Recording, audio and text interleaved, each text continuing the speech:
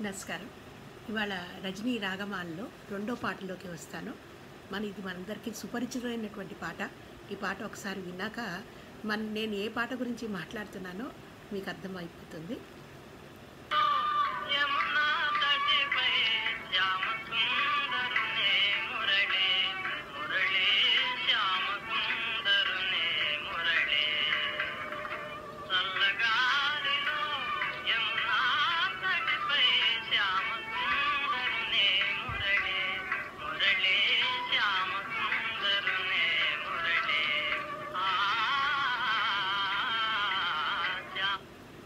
ఇది మనందరికీ తెలిసినటువంటి పాట. ఈ పాట రజనీ గారి పాట. ఎస్ రాజేశ్వరరావు గారి సంగీత దర్శకత్వంలో ఆయన స్వయంగా పాడినటువంటి పాట. ఈ పాట 1941లో రజనీ గారు శతపత్ర సుందరిలో శరత్ పత్రావళి అనేటువంటి ఒక శీర్షికతో కొన్ని పాటలు రాశారు. అందులో ఉన్నటువంటి పాట ఇది. ఆగమనం అనేటువంటి ఈ పాట యొక్క శీర్షిక ఆగమనం. అందులో రాసినటువంటి ఈ పాట. ఈ పాట రాజేశ్వరరావు గారి సంగీతం మనకందరికీ తెలిసినటువంటి బాగా పరిచితమైనటువంటిది. రాజేశ్వరరావు గారు ఇప్పుడు మనకు విన్నది రాజేశ్వరరావు గారి సంగీతంతో వచ్చింది. ఇది రాజేశ్వరరావు గారిదే అని చెప్పడానికి ఒకటి ఏమిటంటే ఆర్కెస్ట్రా. ఆ పాటకు ముందు వచ్చేటువంటి ఆర్కెస్ట్రాలో ఆర్కెస్ట్రా బిట్స్ అని అంటాం. అవి మనకి తర్వాత సినిమా పాటల్లో కూడా రాజేశ్వరరావు గారు ఆ బిట్స్ని కొన్ని వాడుకున్నారు. ముఖ్యంగా వినిపించని రాగాలే అని ఒక పాట ఒకటి, మదిలో వీణలు మోగే, ఈ పాటల్లో మనం ఆ బిట్స్ కొన్ని వినపడుతూ ఉంటాయి. ప్రముఖ మ్యూజికాలజిస్ట్ రాజా గారు ఆయన హాసం అనే పత్రికల్లో ఈ పాట గురించి రాసినటువంటి వ్యాసంలో ఈ విషయాన్ని కూడా ఆయన మెన్షన్ చేశారు. తమాషా ఏంటంటే ఈ పాట ఇంగ్లీష్లో కూడా అనువాదం అయింది. మనకి ఇంటర్నెట్లో యూట్యూబ్లో దొరుకుతుంది. అలాగే ఈ పాట గురించి చాలామంది ఈ పాటను ఎన్నోసార్లు ఎంతోమంది పాడి రికార్డులు చేసి మనకి యూట్యూబ్లో పెట్టారు. ఇంటర్నెట్ ఆర్కైవ్స్ అనేటువంటి దాంట్లో కూడా ఈ పాటకి బొమ్మలు కూడా జత చేర్చి పాట వెనకాల బ్యాక్గ్రౌండ్లో వచ్చేలాగా కృష్ణరాయలు అనే ఆయన దీన్ని పదిలం చేశారు. అంతగా ప్రాచుర్యం పొందినటువంటి పాట ఈ పాట రజనీ గారి పాట. అయితే ఇప్పుడు మనందరికీ తెలిసినటువంటి ఒక విషయం, నేను ప్రత్యక్ష సాక్షి, నేనే కాదు ఇంకా చాలామంది చూసింది, రజనీ గారికి మాట వేరువేరుగా రాదు. మాట రాసి దాని పదాలకి సంగీతం కూర్చడం కాదు, ఆయన మాట రాస్తున్నప్పుడే పదం పడుతున్నప్పుడే పాట కూడా వచ్చేస్తుంది. ఈ పాటకు కూడా అలాగే చట్రం ఆయిందే, కానీ దాని ఇంప్రవైజేషన్స్, దాని వెనకాల బ్యాక్గ్రౌండ్ మ్యూజిక్ అది రాజేశ్వరరావు గారిది. అసలు పాట, ఆ పాట యొక్క దాని మూలం అంటాం కదా, మాండురాగంలో ఆయన వేసినటువంటి స్వరాలు, అది మాత్రం రజనీ గారిది. మిగతాది మాత్రం రాజేశ్వరరావు గారిది. కాబట్టి రాజేశ్వరరావు గారి సంగీతం అనుకోవడమే న్యాయం. ఇకపోతే ఈ పాటకి మనం ఈ పాట ట్యూన్స్ మనం ఇది రజనీ గారిదే అని ఎలా చెప్పగలం అంటే, రజనీ గారు ఆయన ఇదే పాట పాడుతున్నప్పుడు కొంచెం రాజేశ్వరరావు గారి పాటకి కొంచెం డిఫరెంట్గా ఉంటుంది. అది మనం శ్రోతలు ఈ పాట కూడా రెండో పాట కూడా విన్నటువంటి శ్రోతలకి ఈ తేడా మనకి కనపడుతుంది. ముఖ్యంగా ప్రైవేట్ గ్రూప్స్లో ఆయన రజనీ గారు తప్పకుండా ఈ పాట అడిగి పాడించుకుంటారు. ఆ పాడించుకున్నప్పుడు మనకి ఈ తేడా తెలిసిపోతూ ఉంటుంది. ఇక ఈ రాజేశ్వరరావు గారిది మన రజనీ గారిది స్నేహం చాలా మంచి స్నేహం. ఆయన స్వయంగా 1984లో ఇంగ్లాండ్ వెళ్ళినప్పుడు కూడా నాకు ఈ పాట వల్ల, అంటే ఈ చల్లగాల్లో యమునా తట్టిపై పాట వల్ల రాజేశ్వరరావు గారి స్నేహం బాగా కుదిరింది అని చెప్పి ఆయన చెప్పుకున్నారు. అసలు కానీ ఈ స్నేహానికి మొదలు చండీదాసు 1941లో రేడియోలో ప్రసారం అవుతున్నప్పుడు రజనీ గారి మాటకి వెనకాల బ్యాక్గ్రౌండ్ మ్యూజిక్ లింక్ నోట్స్ అంటాం, అవన్నీ కూడా రాజేశ్వరరావు గారే చేశారు.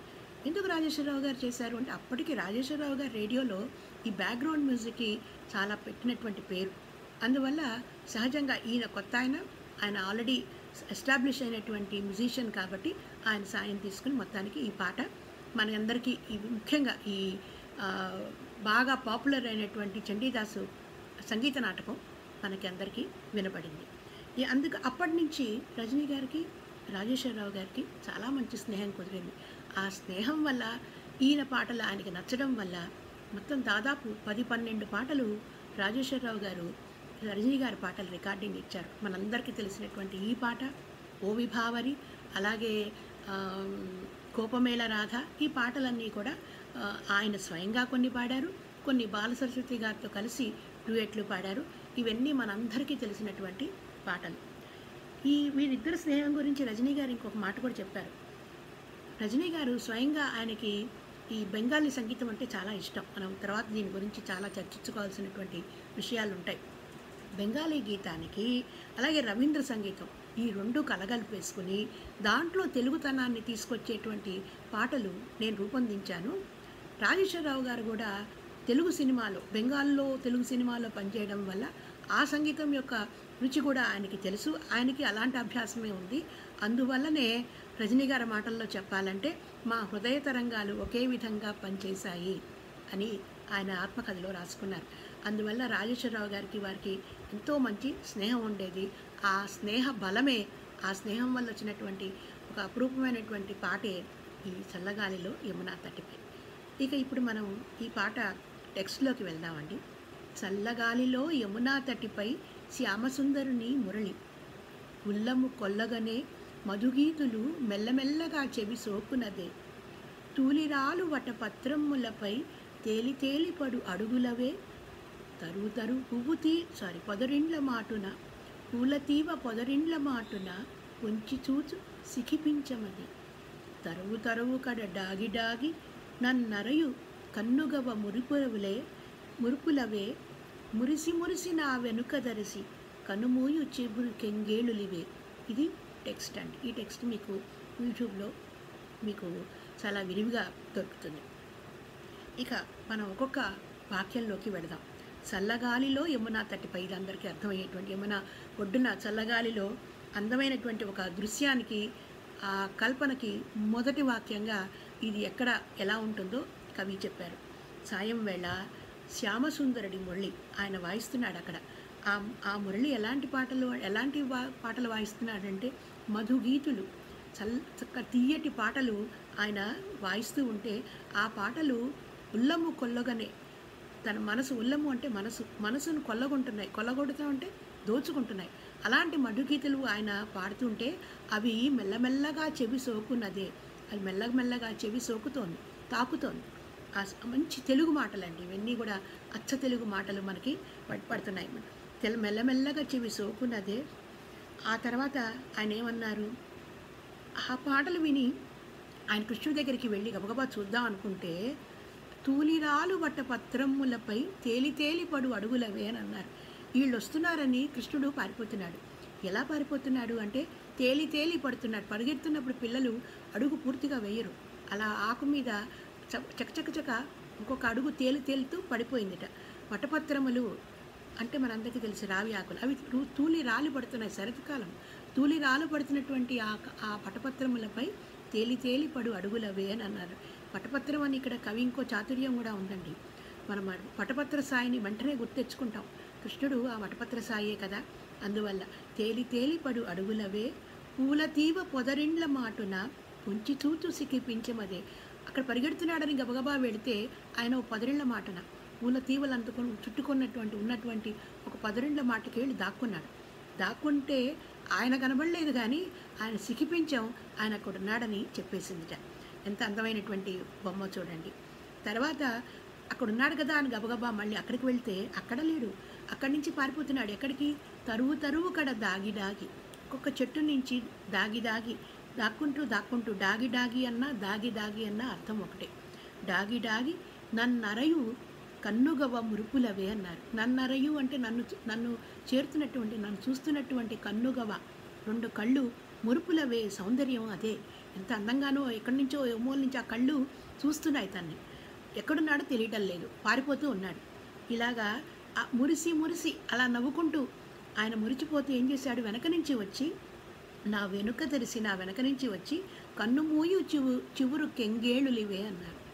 నా వెనక నుంచి వచ్చి నా కళ్ళు మూసినటువంటి చివురు కెంగేళులివే, చివురు లేత కెంగేళ్ళు వేళ్ల యొక్క కొసలు ఇవేను అని చెప్పి ఆయన బాలకృష్ణుడి యొక్క అందాన్ని చక్కగా మనకి వివరించారు. ఇది ఒక దృశ్య కావ్యంలాగా ఈ పాట మనకి వినపడుతూ ఉంటుంది. సాయం వేళ ఒకసారి మనం ఊహించుకుందాం. మన మనోపలకం మీద ఒక అందమైనటువంటి ఒక ప్రకృతి దృశ్యాన్ని మనకి కవి అందించారు. యమున ఒడ్డు చల్లని సాయం వేళ ఆ శ్యామసుందరుడు ఆ మురళిని తీసుకొని అక్కడ వాయిస్తూ ఉన్నాడు. ఆ పాటలు దూరంగా చెవికి సోకుతూ ఉంటే ఎంతో తీయగా ఉన్నటువంటి ఆ పాటలను మన హృదయాన్ని దోచుకుంటున్నాయి. ఆ పాటలు విన్నవైపు మన మనసు పరిగెడుతోంది, శరీరము పరిగెడుతోంది. పరిగెడుతుంటే ఆయన దొరుకుతాడా? ఆయన దొరకటల్లా. ఆయన అలా వెళ్ళి పొదరిళ్ళ మాట దాక్కుంటున్నాడు. మళ్ళీ ఇటు తిరిగి వచ్చి ఒక చెట్టు నుంచి చెట్టుకి దాక్కుంటూ వెళ్ళిపోతూ ఉన్నాడు. అలా ఆ వటపత్ర సాయి అలా పాడిపోతూ ఉంటే ఎలాగ పట్టుకోవడం అని చెప్పి మనం ఆ వెనకాలే వెళుతూ ఉంటే ఆయన అక్కడ సిక్కిపించం కనపడుతోంది, ఇక్కడ చక్కటి కళ్ళ యొక్క సౌందర్యం కనపడుతోంది, కానీ ఆయన దొరకటం లేదు. ఇంతలోకి వెనక నుంచి వచ్చి ఆయనే తన ఈ కవి యొక్క కళ్ళు మూసి ఆ కళ్ళ దొరికిపోయినట్టుగా మనకి ఒక చక్కటి దొంగాట ఈ కవి ఈ పాటలో మనందరికీ వినిపించాడు. ఈ పాట ఒక దృశ్య చిత్రం అండి. చాలా ఆశ్చర్యం కలిగించేటువంటి ఒక చిత్రపటం మనకి కనపడుతూ ఉంటుంది. దానితోడు కవి ఎంచుకున్నటువంటి రాగం, ఈయన కవి ఒక్కడే కాదు కదా, వాగ్గేయకారుడు ఎంచుకున్నటువంటి రాగం మాండరాగం అది రాజస్థానీ వాళ్ళ ఫోక్ మ్యూజిక్లో బాగా పాపులర్. దాని స్వరాలు ఈ పాటకి ఎంత అందంగా సమకూరాయో చూడండి. ఈ పాట వల్ల అసలు ఆ మాండురాగంలోనే అది ఒకవైపున క్లాసికల్ టెక్స్ట్ ఉంటుంది, ఒకవైపున ఈ ఫోక్ మ్యూజిక్ కానీ కల్చరల్ మ్యూజిక్ యొక్క డెప్త్ కానీ ఆ రాగంలో మనకి వినపడుతూ ఉంటుంది. మాండురాగంలో ఏ పాట విన్నా మనకి బాగుంటుంది. ఆ రాగాన్ని కవి ఈ పాటకి సరిగ్గా సరిపోతుందని చెప్పి ఎంచుకున్నారు. ఆ రాగంలో ఉన్నటువంటి అందం ఈ పాట మాటలతోటి కలబోసుకున్నాయి. అందువల్ల మనకు ఒక రకమైనటువంటి మానసిక ఆనందాన్ని ఈ పాట కనిపిస్తూ ఉంటుంది. అందువలనే ఈ పాట ఈనాటికి ఆనాటికి కూడా, అంటే ఎప్పటి నుంచో ఎన్ని రోజుల నుంచో ఈ పాట, అంటే దగ్గర 41 అంటే చూడండి ఎన్ని రోజులైందో, అన్ని రోజుల నుంచి కూడా ఈ పాట మనందరినీ అలరిస్తూ ఉంది. వినండి.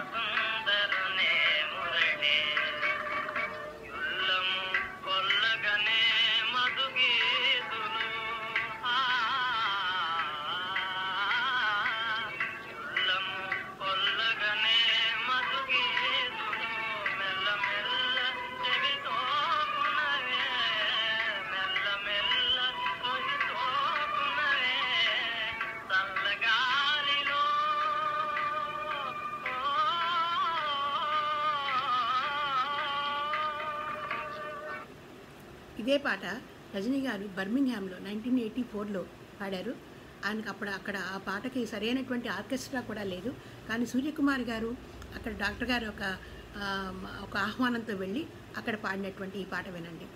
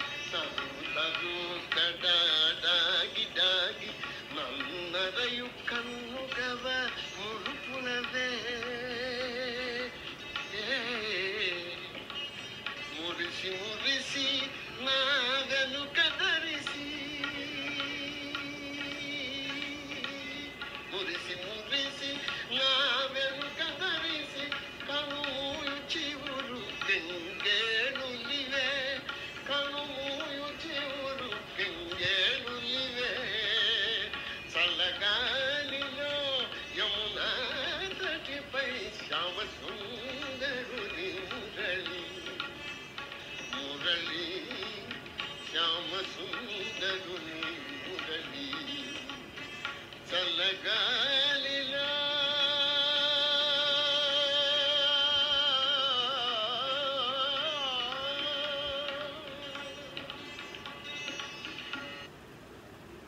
పాటని మీరందరూ కూడా ఆనందించారని తెలుసు. మళ్ళీ ఇంకో పాటతో మళ్ళీ కలుసుకుందాం. సెలవు.